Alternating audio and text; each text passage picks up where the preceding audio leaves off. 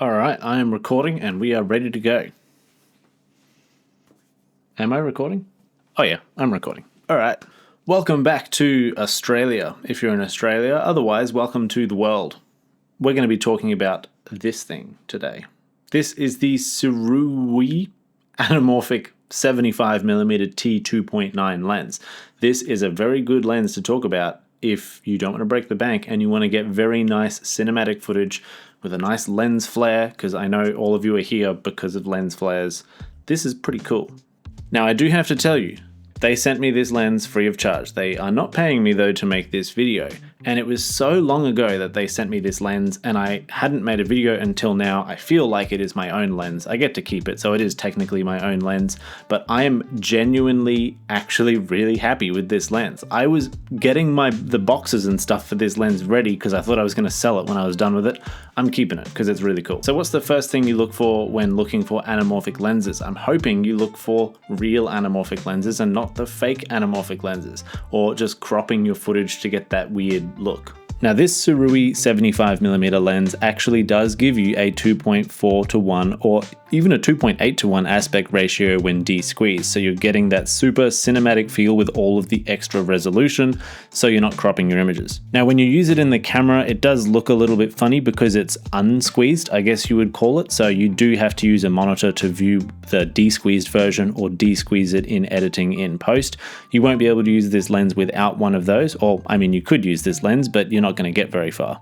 So this lens gives you pretty smooth looking oval shaped bokeh, which I'm pretty sure all anamorphic lenses would give you that same oval shape because of the shape that the light has to go through to get to your sensor. I think it looks really cool, very cinematic as you would expect.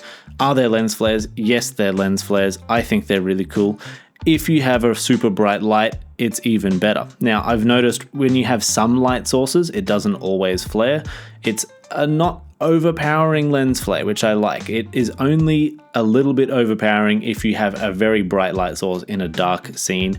In that case, you could probably bring up the lights in other areas of the scene. Now, I tested this lens outdoors a whole bunch and in different scenarios, mostly outdoors, a little bit of indoors as well.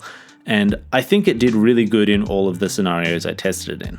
But for just general filming, I think you still get a really cinematic look with a slightly more than subtle streak that goes through, and it's not too overpowering, which is good. Now with a T2.9 aperture, you've got a really good sort of low light performance in comparison to a lot of lenses that you can get. It's not the widest of apertures, so it's not a crazy fast lens or anything like that. But if you have a good camera with a good sensor and you have controlled lighting, which you would in most, I would say, cinema applications, it does a really, really good job. You can do some golden hour shooting with it. It's awesome for that.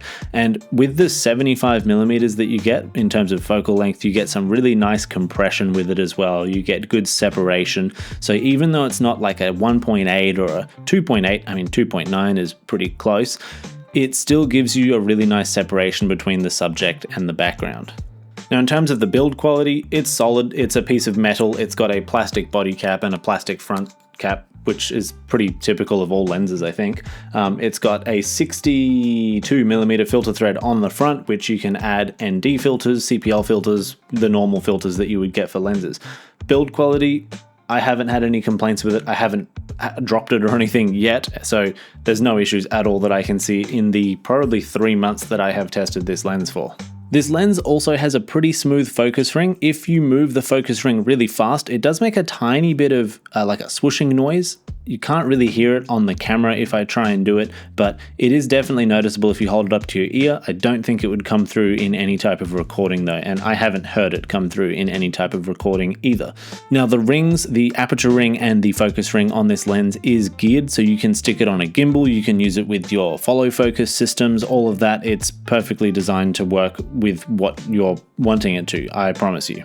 Oh, and a huge plus, this particular one is Z mount. You can get them in a bunch of different mounts. I use the Nikon Z mount, so I can go ahead and stick this natively straight onto my Z8 or Z9 and record 8K anamorphic footage straight through the camera with no adapters, which is awesome. I really, really like that.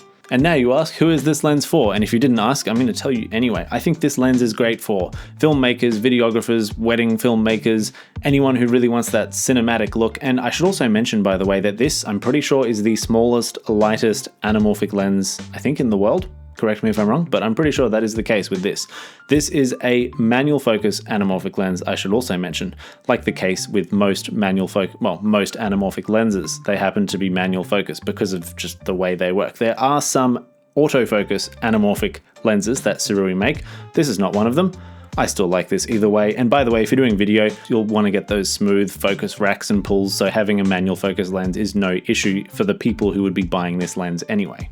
Now, I think this lens can also be for people who don't want to spend thousands and thousands of dollars on anamorphic lenses, because obviously anamorphic lenses can get very super expensive, and this is not one of them. This is probably one of the more affordable ones you can get, which makes it a perfect sort of gateway lens if you want to go from normal photo lenses to anamorphic cinematography lenses. I think that's awesome. They give you a ability to do that. Overall though, the lens is good, really good value. It's got crisp imagery, it looks really cinematic, the flares are really fun.